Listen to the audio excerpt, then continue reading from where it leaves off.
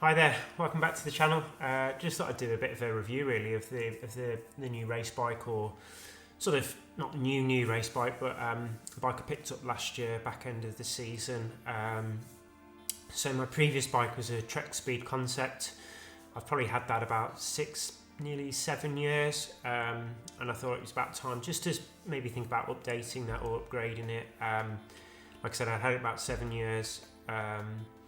And the new Trek Speed Concept had just come out, and I was looking maybe to upgrade sort of disc brakes and just have a bit of a look around really and find a new bike. So in the end I decided to opt for the Factor Hanzo.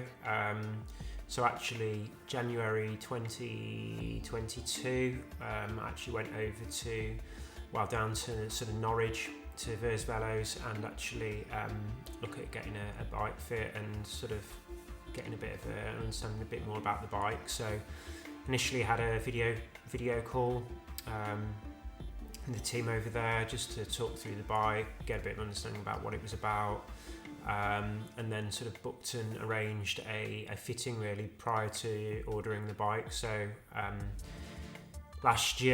January last year, I actually went down when I had a bike fitting at their sort of centre down in Norwich. So yeah, it's an unusual sort of setup compared to most sort of bike shops. So it was sort of in an industrial park, but a really nice sort of setup that they had down there. So not your traditional sort of bike shop in a way. There was a few other businesses there, and it was more like I suppose an office sort of complex than probably what you thought of a traditional sort of bike shop. So I went down there last January, sort of had a bit of a bike fit down there. And sort of did an initial spec of the bike. So for those who aren't aware, Hanzo sort of comes in two colours as well. So you've got when I ordered it, you've got the sort of the black team issue bike, which you'll see Chris Rim riding on, and then they had another colour which was like a teal sort of green sort of colour. And I actually opted to go for the green bike. I'm not keen on riding sort of like team coloured bikes or wearing team kit, so I'd rather just have something that's sort of, I suppose, off the shelf in that sense, and not sort of team colours in a way. So I opted for the green bike. The idea was to order the bike just in January and hopefully look to get that sort of maybe March, April time. Coming out of the back of COVID, lots of problems with group sets and things like that. The bike I didn't actually pick up till sort of last October or last September, which I actually managed to ride it at the European Champs, and I managed to sort of get a 10-mile TT in prior to riding the Europeans on it as well. So I actually managed to sort of get a quick sort of TT. I got it down to a 20:30 last year, so sort of 9-10 seconds off where I was previously on the bike. So and then sort of took it out to the European Championships in Bilbao, where I raced it there and come away with the bronze, which was fantastic.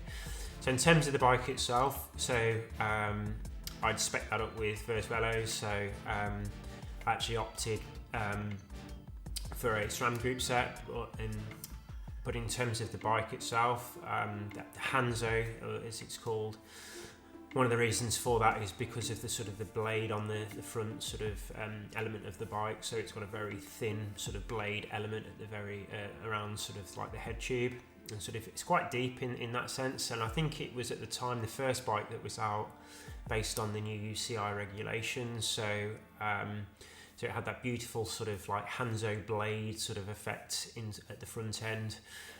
And then also in terms of the forks and the back sort of seat stays, they're sort of a lot wider than your traditional sort of fork and sort of seat post stays that you'll find on most bikes. So I think that's something that UCI sort of changed some of the regulations on that. If you've seen the Hope track bikes that British Cycling did, they've also got sort of really wide sort of seat stays and a front fork, and I believe the advantage of this is that you're sort of disrupting the airflow around the legs from the fork blade being slightly wider, and I think as well you get some benefits from the sort of like the air between sort of the blades and the wheels. So yeah, so it looks A little bit different, I suppose, to most bikes that you'll see in most TT frames, but in terms of, yeah, for me, it looked really nice. I was looking at maybe some more TT specific bikes, but I personally really like the sort of the clean lines and the sort of that you get on a sort of a UCI legal bike, although they may be slightly slower than perhaps the sort of I suppose the triathlon specific ones. If you think of bikes like the Shimano Shiv, I think from the Specialized Shiv, which has got the sort of the big sort of bladder on the back built into into the frame, which acts as a sort of, I suppose, a wind sail in some ways. But I really like the sort of like the stripped back UCI feel of the Factor for me personally. So I opted for the green bike. I think I'm riding a large. And then I sort of spec'd out the bike with the guys over at Versvelos, and originally I was going to go for a 2x at the front. So when I was originally speccing out the bike, I was going to go for sort of a rotor chain set with the sort of the power meter, and then a sort of like an aero chainring on the front. Actually, when we went to pick the bike up, it actually didn't really. We were trying to get the SRAM Red system to work with the rotor, and it didn't really seem to want to work that well. So for a trial, I opted to maybe test out the sort of the 1x. So actually, on the rear, I think it's like a 10 instead of an 11 tooth at the smaller side, and then it's got quite a big sort of ring at the sort of the back as well. So you get although it's 12 speed, but you get a real good sort of range in terms of in gears there. So I sort of tested that. I tested it round. Once I picked the bike up, I tested it around sort of some of the local hills by myself. I've got a sort of a 10% incline not far from where I live, up over Clent Hill, so I tested it there, and actually it seemed to be pretty versatile. So I sort of kept with the 1x since I bought the bike. Been really pleased with that. Actually, I think the system over your standard sort of 5311, actually you get a bigger gear at the bottom range, and possibly not quite as low a gear as the sort of 39. I think I normally ride a 3928, but it's not a million miles off, to be fair. So for most of the races that I do, I found the 1x setup to be absolutely fine.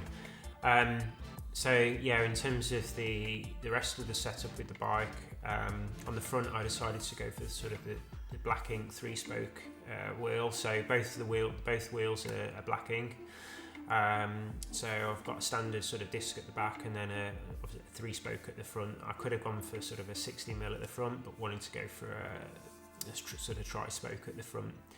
Obviously running disc brakes as well on this new bike, but for the last previous two TT bikes I've had a Trek Speeds Concept, and I've had a Scott Plasma before that, and both of those I was riding tubular tyres. So most of the wheels now that you can purchase, they're not coming in sort of a tubular setup, so I opted to go for clincher setup on both of the wheels. I can ride tubulars, but decided to go for clincher, and I'm riding some sort of some Pirelli P0 tyres. I may change those this season, but at the moment I'm keeping with those. And then in terms of the rest of the sort of the setup on the bike, the big sort of things were also in terms of the SRAM Red, having the sort of ceramic oversized pulley at the back as well. So that's something I sort of opted for as an upgrade. And then also in terms of the bottom bracket as well, I'm running sort of a ceramic bearings in the bottom bracket as well. So it's a real smooth bike to ride. So been really pleased with that. So, and like I said, I think I've had the bike now nearly 6 months. I've ridden a couple of duathlons on it. I raced on it last weekend at the National Champs, got a sort of a bronze there, and I sort of raced at the Europeans as well and had a bronze there. So and also rode a TT back end of last year and got a PB on it. So I've been pretty pleased with the bike and the setup so far. I'm actually looking to go down and see Matt Bottrell in a few weeks, May the 1st, just to have a look at the front end really. So when I had the bike fit, it's sort of matched to my Trek Speed concept at the moment, and I was actually looking to see if I could get in a bit of a better position, but because I'd ordered the bike so early, we didn't know what the front setup was going to be like. So at the moment I'm just running the standard sort of bars at the front, but it looks like I'm probably going to upgrade those, and I've been looking at sort of the Aero Coach systems, I've been looking at the Watch Up systems, but I'm actually going to go and see Matt Doctrell on May the 1st and just see what that looks like. It might be that I might go with a drag to zero setup at the front. I know they've got a new handlebar coming out pretty soon, so it might be that I have to have the fit in, get the sort of setup that I want, and then I might swap out again for their new system when that comes in a bit later in the year. They said it was going to be around sort of springtime it was going to be launched, but we'll see about that. But in terms of the bike, I've been really pleased with it. The one by setup, if anybody's ever thinking about going down that option, I've been really pleased. I think for me as well, I climbed quite well, but it was a couple of good gradients last week in around Carsington Reservoir up in Derbyshire. The bike seemed fine there, so for me it's been pretty good setup, and I was a little bit worried about going one by on this. So yeah, I've been pleased with that. And generally the bike's been really great to handle. The SRAM system is the first time I've used SRAM as well. I think it's really nice having the sort of the I suppose the electric setup as well. I did have a Di2 on the previous Trek Speed concept, which just took a load of faff out of sort of changing gear cables and things like that. So all in all, I've been sort of really pleased with the bike. If you're looking for a new TT bike or looking for a road bike, I'd really recommend checking out the factors. Yeah, good build quality, pretty good price as well, considering, I mean, the bike was pretty expensive. However, maybe compared to some of the other bikes in and around that range with that sort of group set, I think it was actually quite good value in that sense.